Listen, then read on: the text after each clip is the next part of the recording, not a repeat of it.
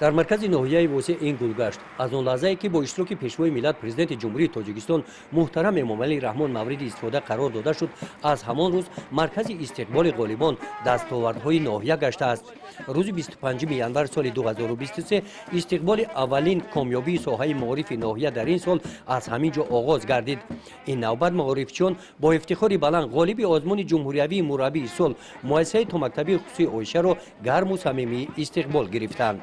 باعث افتخار بلند است که امروز من در آزمون جمهوریوی مربی سال اشتراک نموده و غالب آمدم و مینداری خود را به اساسگزار صلح و وحدت ملی پیشوای معظم ملت محترم امامعلی رحمان میرسانیم که نسبت ما آموزگاران غمخواری زیاد نموده ساحه معارف را در مد اول گذاشتند و مخصوصا زینه تا مکتبی را توجه خاصه ظاهر نموده در همه شهر و ناحیه ها بر علا زیاد نمودند.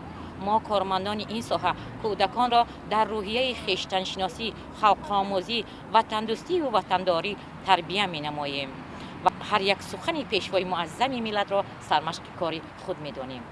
در مراسم استقبال غالب آزمون جمهوریوی مربی سال با اشتراک نمایندگان ریاست معارف مقامات اجرایی حاکمیت دولتی ولایت ختلان، نمایندگان شعبه معارف ناحیه و مدیران مؤسسه‌های تا مکتبی، رئیس ناحیه واسه معارفچیان ناحیه را به این دستاورد تبریک نمودند. در این همایش سردار ریاست معارف ولایت ختلان قید کردند که در دوره استقلالیت دولتی تاجیکستان این آغاز دستاورد مؤسسه‌های تا مکتبی ولایت در سطح جمهوری می باشد. گزارش خواجه نظریف خدای نظر ظهوروف از ناحیه واسه ولایت ختلان برای برنامه اطلاعاتی نوید.